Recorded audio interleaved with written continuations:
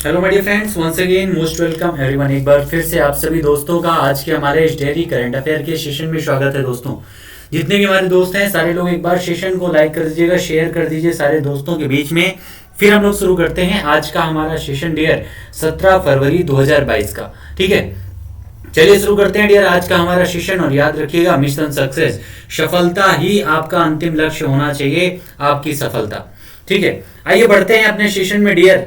और याद रखिएगा, वक्त आपका है, चाहो तो सोना बना लो या फिर सोने में गुजार दो। जितना मन हो उतना सो, ये आपका वक्त है। डिपेंड आप पर करता है कि आप उसको कैसा बनाने चाहते हो, अपने फ्यूचर को आप बनना क्या चाहते हो, आप कैसा चाहते हो कि आपका आने वाला भविष्य कैसा हो।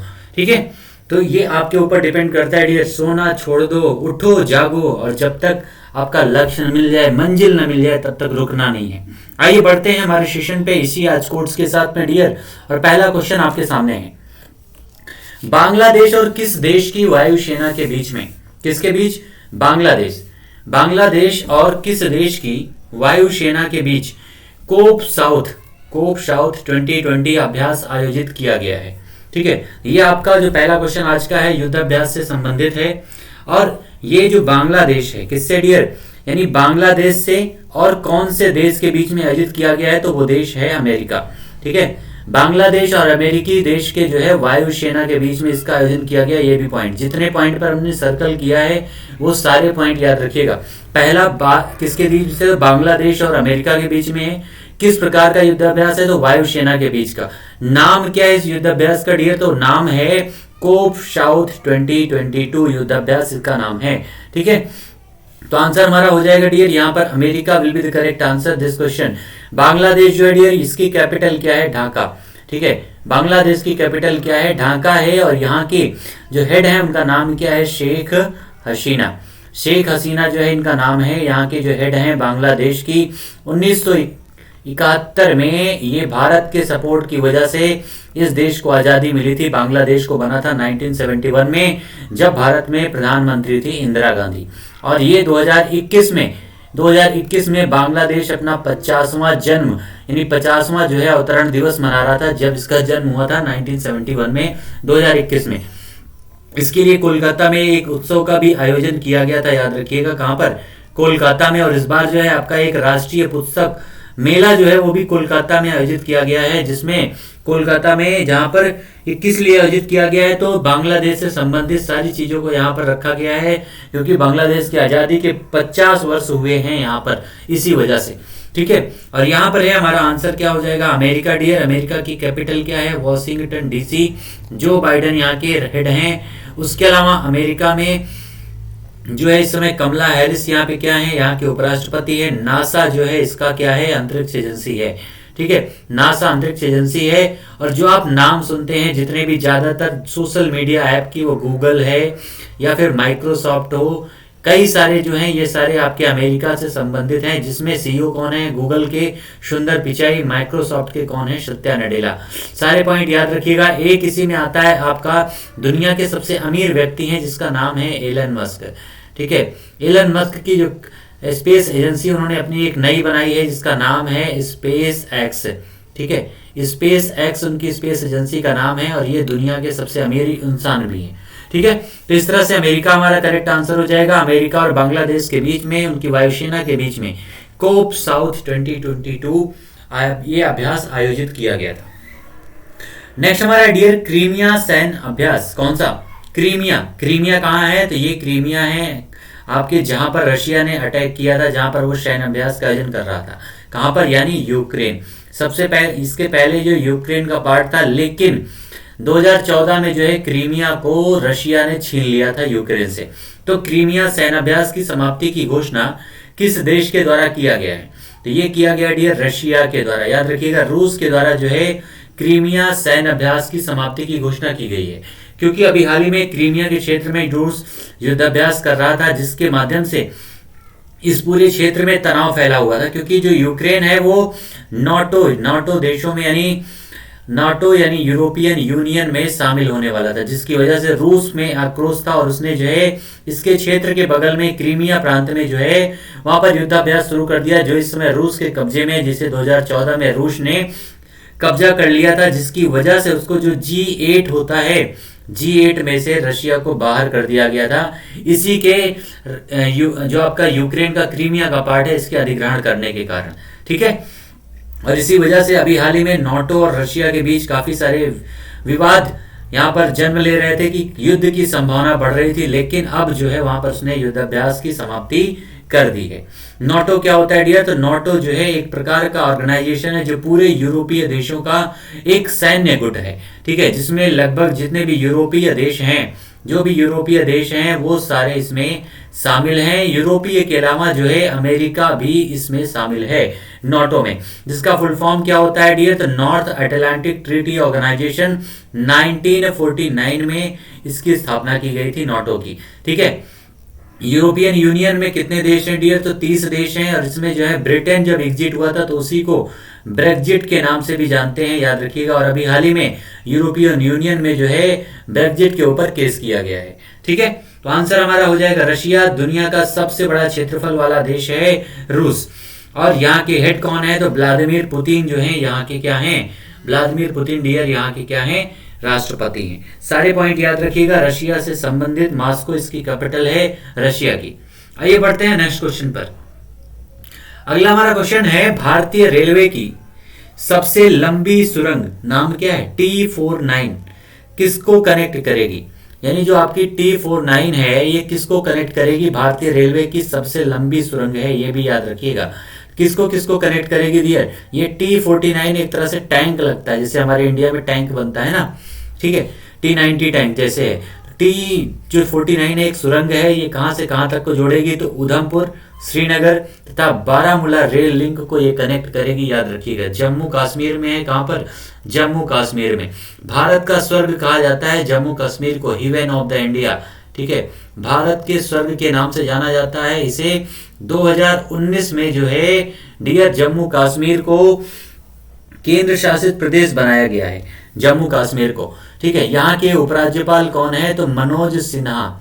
मनोज सिन्हा जी जो हैं इस समय जम्मू कश्मीर के उपराज्यपाल हैं, याद रखिएगा। उसके अलावा यहाँ पर कई सारे झीलें हैं, डल झील, बुलर झील, नाग झील, नागिन झील, शेषनाग झील, बैरीनाग झील, ये सारे आपके कहाँ पर हैं? तो ये सारे जम्मू कश्मीर में हैं। पाकिस्तान को टच करता है ये आपका जम्मू कश्मीर। उसके अलावा K2 गॉडविन ऑस्टिन जो भारत का सबसे ऊंचा जो पर्वत शिखर है वो भी कहां पर है? जम्मू कश्मीर में है, याद रखिएगा। ठीक है, आइए बढ़ते हैं डियर नेक्स्ट क्वेश्चन पर। नेक्स्ट हमारा क्या है? हाल ही में किस बॉलीवुड म्यूजिक कंपोजर और सिंगर का 69 वर्ष की उम्र में निधन हो गया है? तो किसका निधन हो गया है? नाम बहुत फेमस है, जिसका नाम है बप्पी लाहिड़ी। ठीक है, बप्पी लाहिड़ी इनका नाम है, जिसका अभी हाल ही में 69 वर्ष की उम्र में निधन हो गया है। कौन है? तो ये एक तरह के सिंगर हैं, म्यूजिक कंपोजर और सिंगर हैं। ये आपके एग्जाम में क्वेश्चन बन सकता है, मोस्ट इंपॉर्टेंट है। ठीक है, अगला हमारा क्वेश्चन है भुवनेश्वर में राष्ट्रीय सीनियर वॉलीबॉल चैंपियनशिप किसने जीता है? इसका आयोजन सबसे पहली बात याद रखिएगा कहां पर किया गया था? तो भुवनेश्वर में। ठीक है, तो भुवनेश्वर में जो राष्ट्रीय सीनियर वॉलीबॉल चैंपियनशिप है डियर, ये किसने जीत लिया है? तो महिलाओं में ये जीता है केरला ने। महिलाओं में किसने जीता है? केरल राज्य ने। और पुरुषों में किसने जीता है? तो हरियाणा ने। यानी मारी छोरियां छोरों से कम है कि ये हरियाणा दिखा दिया है, लेकिन यहाँ पर ये अवार्ड पुरुषों ने जीता है। ठीक है, तो केरला के द्वारा महिलाओं का जो है आपका चैंपियनशिप जीती गई है, और हरियाणा के द्वारा पुरुषों का। केरल की कैपिटल क्या है डियर? तो तिरुवनंतपुरम। मसाले सबसे ज्यादा पूरे भारत में कहां पर होते हैं? तो इसी केरल राज्य में होते हैं। सबसे ज्यादा साक्षरता दर कहां पर है? तो इसी केरल राज्य में है, याद रखिएगा। केरल में सबसे ज्यादा साक्षरता। पश्चिमी घाट पर आपका आता है केरल, यहीं पर आपका कोच्चि भी है। कोच्चि जो बंदरगाह है वो कहां पर? इसी केरल में है। हरियाणा जो है डियर कहां पर है? तो ये आपका उत्तरी भारत में है हरियाणा। और कैपिटल क्या है हरियाणा की? तो चंडीगढ़। ठीक है, चंडीगढ़ यहाँ पर कैपिटल है हरियाणा की, याद रखिएगा। मनोहर खट्टर कहाँ यहाँ के क्या हैं? मनोहर खट्टर यहाँ के सीएम हैं हरियाणा के। ठीक है, मनोहर खट्टर। और केरल के कौन है? तो विजय रूपाणी, सॉरी पी विजयन। ठीक है, सॉरी, ठीक है, पी विजयन यहाँ पे क्या है डियर? यहाँ के क्या हैं? Chief minister. सारे पॉइंट याद रखिएगा केरल और हरियाणा से संबंधित। आइए बढ़ते हैं नेक्स्ट क्वेश्चन पर। अगला हमारा है फोन पे के सहयोग से फिनटेक ओपन हैकाथॉन लॉन्च किसके द्वारा किया गया है? फिनटेक ओपन, ठीक है, किसके द्वारा इसको लॉन्च किया गया डियर? सहयोग किसका लिया गया है? तो याद रखिएगा फोन पे का। ये एक तरह से जो है आपका एक पेमेंट ऐप है फोन पे, और इसी के माध्यम से जो है फिनटेक ओपन हैकाथॉन लॉन्च किया गया है। किसके द्वारा? नीति आयोग के द्वारा इसे लॉन्च किया गया है। किसके द्वारा? नीति आयोग। नीति आयोग का मतलब क्या होता है डियर? इसको इंग्लिश में रख के आप समझेंगे तो आसानी से समझ में आएगा।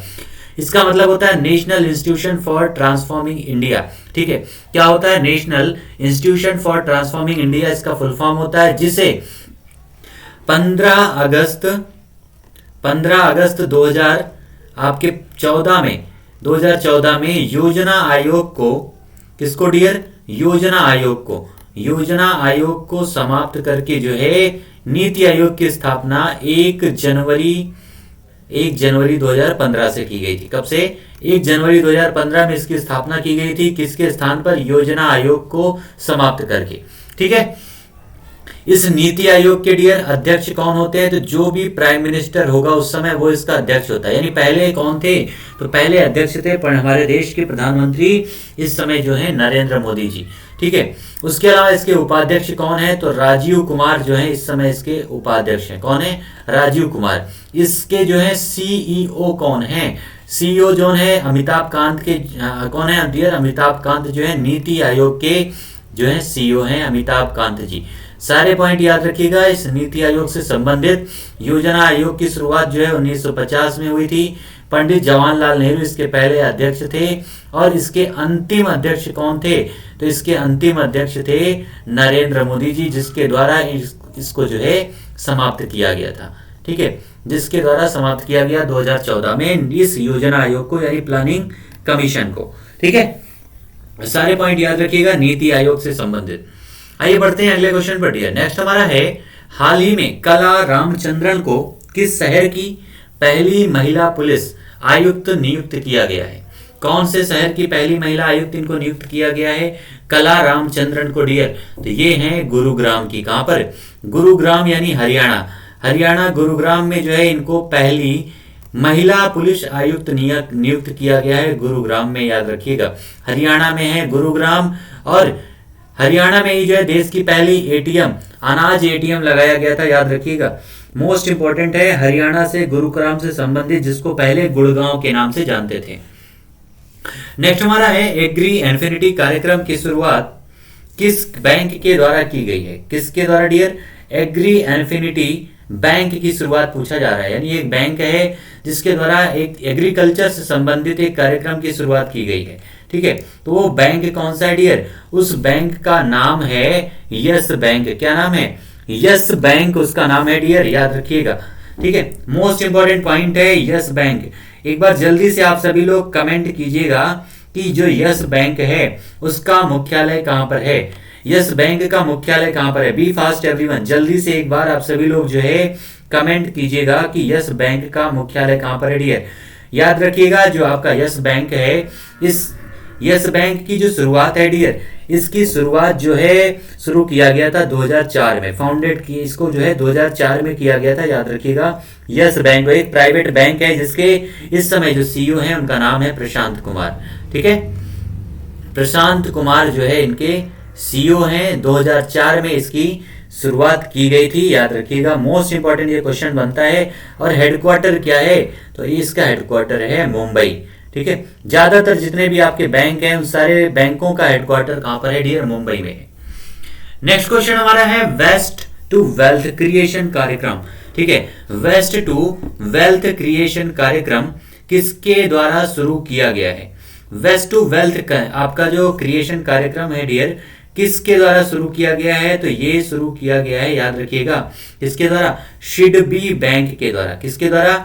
सिडबी के द्वारा ये जो है आपका शुरुआत किया गया है। आखिर सिडबी जो है बैंक, ये होता क्या है डियर?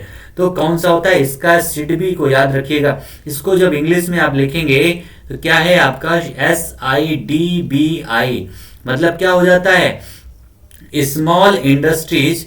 लिखिएगा आप लोग, इसका फुल फॉर्म भी कई बार एग्जाम में पूछा जाता है। तो इसका फुल फॉर्म होता है small industries development bank of India. ठीक है, डेवलपमेंट बैंक ऑफ इंडिया, इसका फुल फॉर्म होता है सिडबी का। मोस्ट इंपॉर्टेंट है, ये जो आपके छोटे इंडस्ट्रीज होते हैं उनको बढ़ावा देने के लिए इस सिडबी बैंक की जो शुरुआत है डियर 2 अप्रैल 1990 में की गई थी। 1990 में इसकी शुरुआत की गई थी, जिसका हेडक्वार्टर कहां पर है, हमारे लखनऊ यानी उत्तर प्रदेश में। ठीक है, उत्तर प्रदेश के लखनऊ में इसका हेडक्वार्टर है। 1990 में इसकी स्थापना की गई थी डियर, याद रखिएगा इस बैंक की।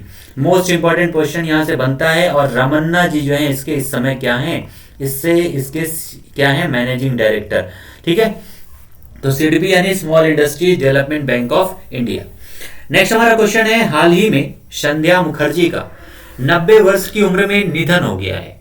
इनका संबंध किस विधा से है, किस विधा से है। इस समय आप देखेंगे कई सारे बड़े कलाकारों का निधन हुआ है, जिनमें ज्यादातर लोग गायक हैं।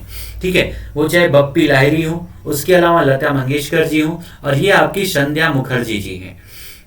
तो इनका निधन हो गया डियर। इनका संबंध किससे है, तो बंगाली गायिका हैं। बंगाली गायिका एक बहुत ही फेमस गायिका हैं संध्या मुखर्जी जी, जिनका अभी हाल ही में 90 वर्ष की उम्र में निधन हो गया है। अब हम बढ़ते हैं डियर अपने प्रश्नोत्तरी की तरफ। अगला हमारा है प्रश्नोत्तरी, 10 question we are going to discuss here. जितने भी हमारे दोस्त हैं, आप सभी लोगों से एक बार रिक्वेस्ट जरूर है कि एक बार सेशन को आप सभी लोग शेयर कर दीजिएगा सारे दोस्तों के बीच में। और आप लोग बिल्कुल जो भी आपके पास मीडियम हो डियर, वो चाहे फेसबुक हो, व्हाट्सएप हो, status is the best medium to share the anything. क्योंकि स्टेटस आज के समय में, वो चाहे सोसाइटी हो या मोबाइल हो, लोग स्टेटस देखते हैं डियर। स्टेटस पर जरूर शेयर कीजिएगा इस चैनल को, इस वीडियो को, लिंक को आपके करंट अफेयर के, ताकि आपके दोस्तों तक भी ये आपके पहुंच सके।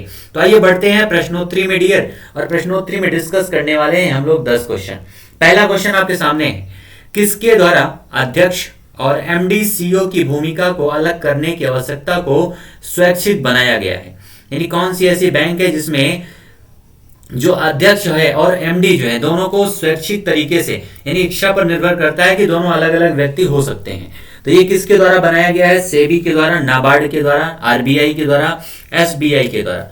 ठीक है, तो ये बनाया गया किसके द्वारा डियर, तो इसको सेबी के द्वारा बनाया गया है। सेबी का मतलब क्या होता है, सेबी का मतलब होता है security exchange board of India. ठीक है, फुल फॉर्म लिख लीजिएगा, security and exchange board of India. SEBI के द्वारा जो है इसे स्वैच्छिक बनाया गया है। सेबी की स्थापना हुई थी डियर 1992 में हुई थी। कब हुई थी, सेबी की जो स्थापना हुई थी 1992 में इसकी स्थापना हुई थी सेबी की। इसका फुल फॉर्म याद रखिएगा और स्थापना दिवस इसकी जरूर याद रखिएगा। नाबार्ड जो बैंक है ये कृषि से संबंधित बैंक है। किससे डियर, कृषि के विकास के लिए इस नाबार्ड बैंक की स्थापना 1982 में की गई थी। 1982 में एग्रीकल्चर के विकास के लिए नाबार्ड बैंक की शुरुआत की गई थी।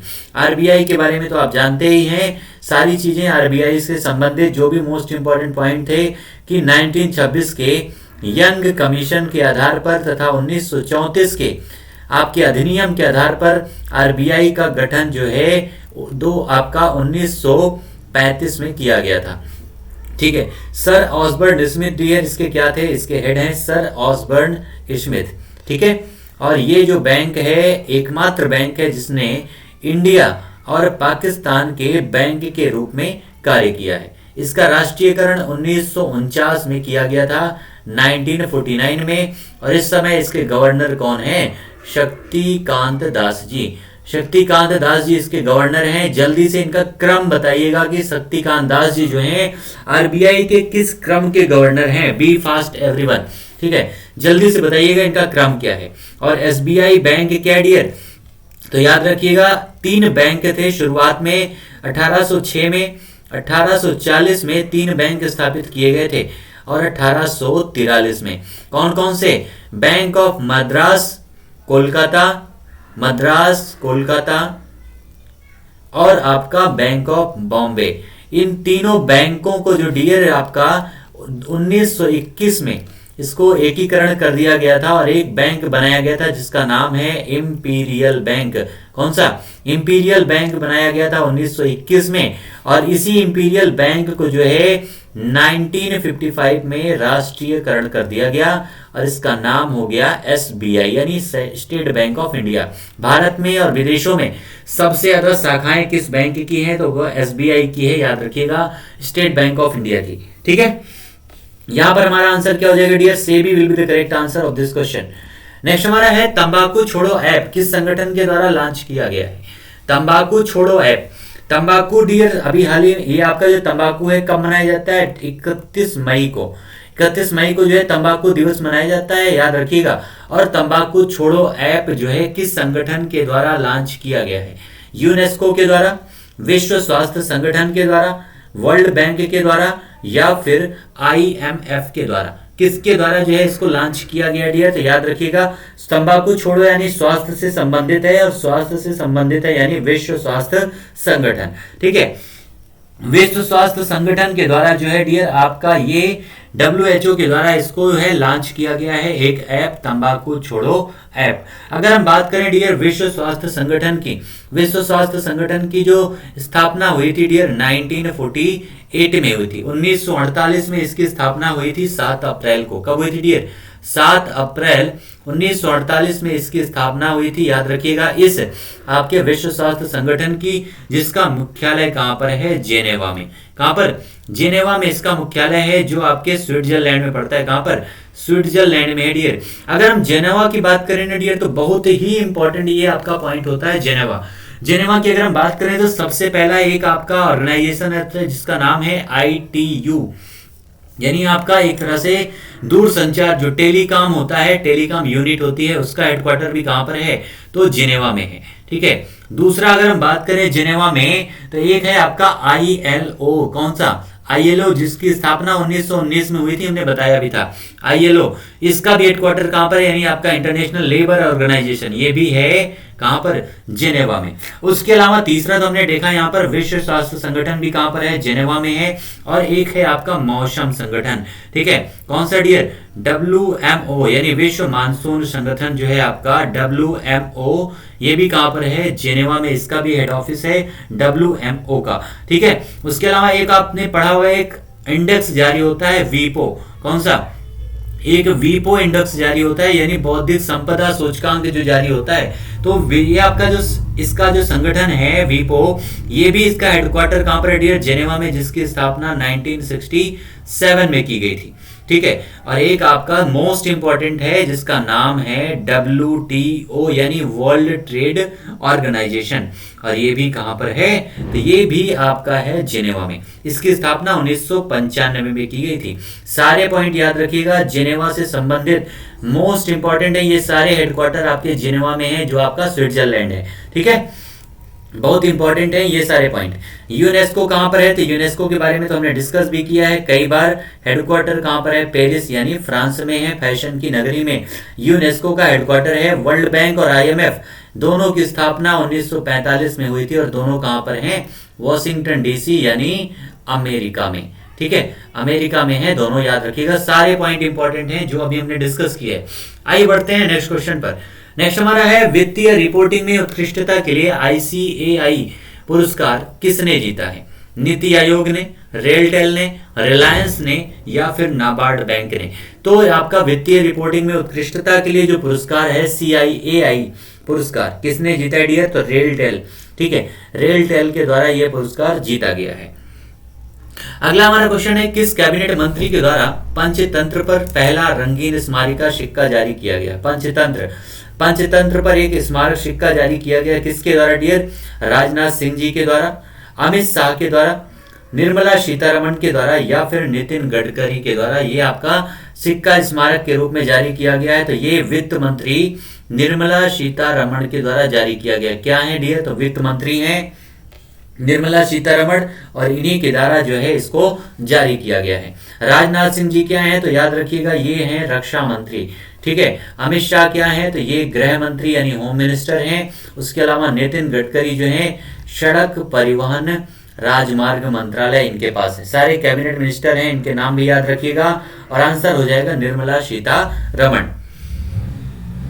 नेक्स्ट हमारा क्वेश्चन है मारू महोत्सव जैसलमेर रेगिस्तान महोत्सव, इनको दोनों नाम है, मारू महोत्सव भी कहते हैं या फिर रेगिस्तान जैसलमेर रेगिस्तान महोत्सव। नाम तो आपको पढ़ के आंसर भी पता चल गया होगा कुछ लोगों को, यानी आपका जो किस राज्य में सेलिब्रेट किया जाता है मारू महोत्सव। क्वेश्चन अगर मारू महोत्सव पूछेगा तो आप कंफ्यूज होंगे, लेकिन अगर जैसलमेर रेगिस्तान महोत्सव पूछेगा तो आपको आंसर आसानी होगी देने में। ठीक है, तो ये कहां पर सेलिब्रेट किया गया डियर? मध्य प्रदेश में, उत्तर प्रदेश में, राजस्थान में या फिर महाराष्ट्र में।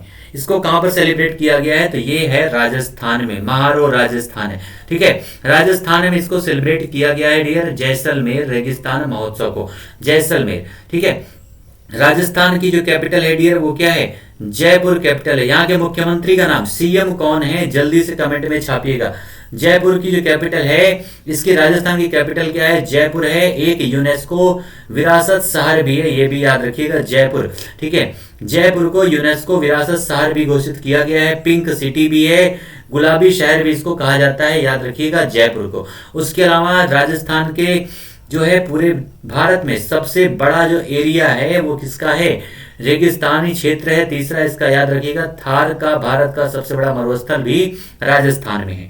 ठीक है, उसके अलावा कई सारे यहाँ पर पार्क भी हैं, नेशनल जो आपके पार्क हैं, जिनमें आपका कुंभलगढ़ नेशनल पार्क है, सरिस्का नेशनल पार्क है, आपका केवलादेव वन्यजीव अभ्यारण्य है। ठीक है, ये सारे कहां पर है? राजस्थान में है। और अभी हाल ही में जो है जैसलमेर साइड ही आपके डिफेंस के द्वारा, हमारे देश के रक्षा मंत्री और सड़क परिवहन मंत्री दोनों के द्वारा जो है आर्मी के लिए स्पेशल यहाँ पर एक इमरजेंसी लैंडिंग के लिए यहाँ पर हेलीपैड तैयार किया गया है जैसलमेर में। ठीक है, सारे पॉइंट याद रखिएगा, राजस्थान से संबंधित मोस्ट इंपॉर्टेंट है। आंसर हो जाएगा राजस्थान। नेक्स्ट हमारा है अंतरराष्ट्रीय बाल कैंसर दिवस। अंतरराष्ट्रीय बाल कैंसर दिवस 2022 कब मनाया जाता है? बाल कैंसर दिवस, बाल कैंसर दिवस बाबू कब मनाया जाता है? ये 12 फरवरी को, 14 फरवरी को, 15 फरवरी को या फिर 18 फरवरी को। कब सेलिब्रेट किया जाता है बाल कैंसर दिवस? मोस्ट इंपॉर्टेंट ये पॉइंट आपका बनता है डियर। यहाँ पर अगर आपको याद हो तो इसके पहले भी हमने डिस्कस किया था 4 फरवरी। 4 फरवरी को जो है आपका विश्व कैंसर दिवस मनाया जाता है। कौन सा? विश्व कैंसर दिवस मनाया जाता है 4 फरवरी को। ठीक है, और ये आपका बाल कैंसर दिवस है जो सेलिब्रेट किया जाता है 15 फरवरी को। कब?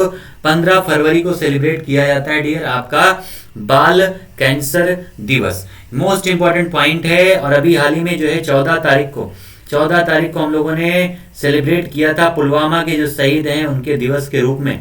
ठीक है, पुलवामा के शहीदों के दिवस में। और कुछ लोगों ने वैलेंटाइन डे भी जरूर मनाया होगा, तो ये भी आपका होता है 14 फरवरी को, ये भी याद रखिएगा।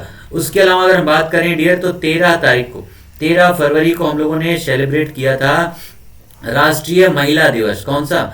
राष्ट्रीय महिला दिवस भी 13 फरवरी को सेलिब्रेट किया गया था। मोस्ट इंपॉर्टेंट पॉइंट है राष्ट्रीय महिला दिवस। ठीक है, किसकी जयंती पर मनाया गया था? जल्दी से आप लोग कमेंट में आंसर दीजिएगा। राष्ट्रीय महिला दिवस किसकी जयंती पर मनाया गया था? हम लोगों ने डिस्कस किया था सारे पॉइंट को। ठीक है, उसके अलावा डियर एक है आपका अंतरराष्ट्रीय 21 फरवरी को। 21 फरवरी को सेलिब्रेट किया जाता है अंतरराष्ट्रीय मातृभाषा दिवस। कौन सा? अंतरराष्ट्रीय मातृभाषा दिवस। कब मनाया जाता है? तो ये 21 फरवरी को सेलिब्रेट किया जाता है अंतरराष्ट्रीय मातृभाषा दिवस। और मोस्ट इंपॉर्टेंट एक है आपका 28 फरवरी। कौन सा डियर? 28 फरवरी को जो है राष्ट्रीय विज्ञान दिवस मनाया जाता है। कौन सा? विज्ञान दिवस। मोस्ट इंपॉर्टेंट है ये आपके एग्जाम के लिए। सारे पॉइंट याद रखिएगा इस फरवरी महीने से जो भी आपके दिवस सेलिब्रेट किए जाते हैं। ठीक है, आइए बढ़ते हैं डियर अगले क्वेश्चन पर। नेक्स्ट हमारा है नागरिक हवाई क्षेत्र में ड्रोन उड़ान की अनुमति देने वाला पहला देश कौन बना है? चाइना, इजराइल, रूस या फिर भारत। यानी नागरिक हवाई क्षेत्र में ड्रोन के उड़ने की अनुमति देने के लिए पहला देश कौन सा बना है डियर? तो वो है इजराइल।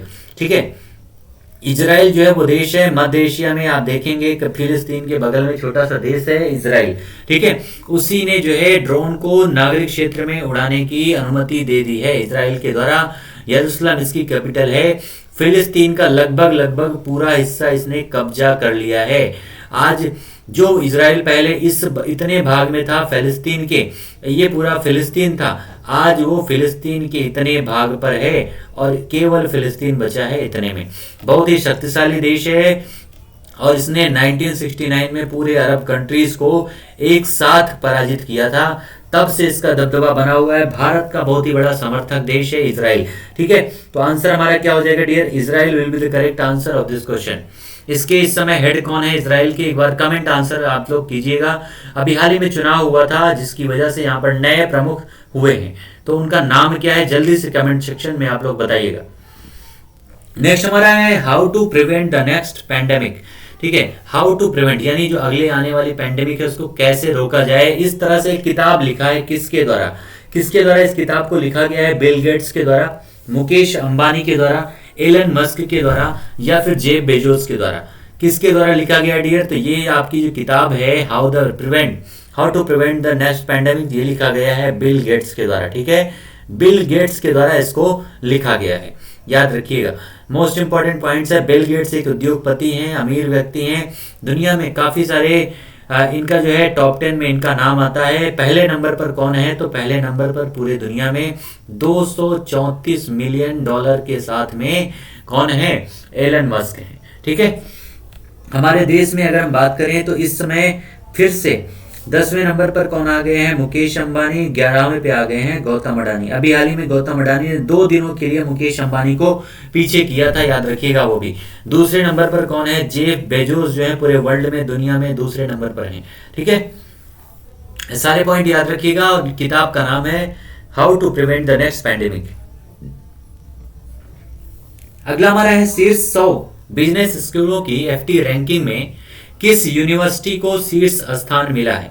कौन सी यूनिवर्सिटी है जिसको डियर शीर्ष स्थान दिया गया है? शीर्ष 100 बिजनेस स्कूलों में, मैनेजमेंट के स्कूलों में कौन सा है? वॉर्टन स्कूल अमेरिका का, इंडियन स्कूल ऑफ बिजनेस ये आपका हैदराबाद में है। इंडियन स्कूल ऑफ बिजनेस कहां पर है? हैदराबाद में, ठीक है। उसके अलावा IIM बैंगलोर, IIM हैदराबाद। किसको जो है टॉप पर यहाँ पर रैंकिंग मिली है डियर? तो वो है वॉर्टन स्कूल अमेरिका। कौन सा? वॉर्टन स्कूल अमेरिका का जो है इसी को जो है शीर्ष रैंकिंग मिली है। इसमें भारत की तरफ से इसमें शीर्ष पर कौन है? तो भारत की तरफ से शीर्ष पर है इंडियन स्कूल ऑफ बिजनेस, पहले स्थान पर, दूसरे स्थान पर बैंगलोर IIM और तीसरे स्थान पर IIM अहमदाबाद।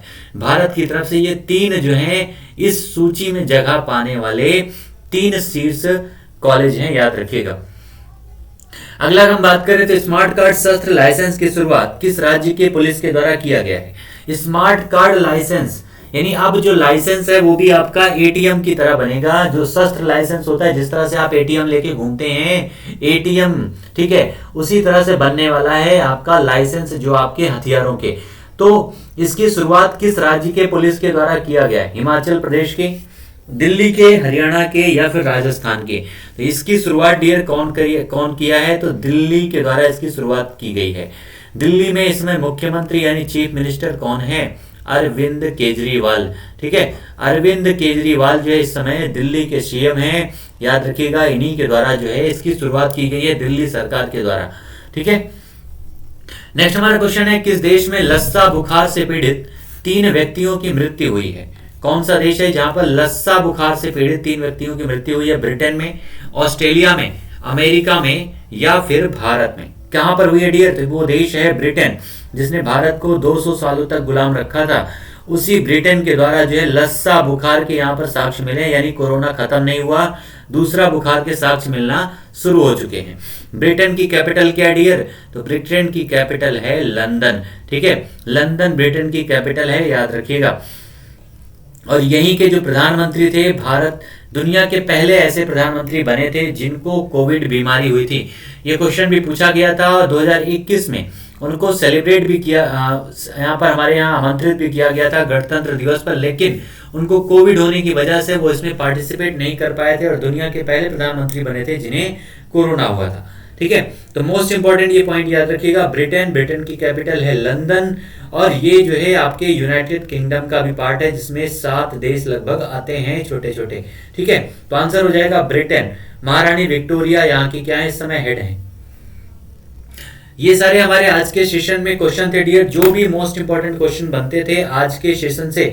और जितने भी दोस्त हमारे साथ जुड़े हुए हैं, याद रखिएगा आप लोगों का 9 बजे से आपकी पॉलिटी की एक बहुत ही शानदार क्लास आज लगी हुई है जिसका नाम है प्रस्तावना, यानी बेस है पॉलिटी का, प्रस्तावना यानी उद्देशिका। बहुत ही शानदार तरीके से डिस्कस किया गया है, आप लोग देखिएगा जरूर, सेशन में ज्वाइन जरूर कीजिएगा। 9 बजे आपकी क्लासेस है। ठीक है, और जिन्होंने अभी तक सेशन को लाइक नहीं किया डियर, शेयर नहीं किया है, शेयर जरूर कर दीजिएगा, लाइक कर दीजिएगा, और चैनल को सब्सक्राइब नहीं किया है तो सब्सक्राइब भी जरूर कर दीजिएगा। मिलते हैं डियर फिर से अपने अगले सेशन में नए टॉपिक के साथ में, नए सेशन के साथ में। तब तक के लिए आप सभी लोगों को thank you so much, all my dear student, thank you so much.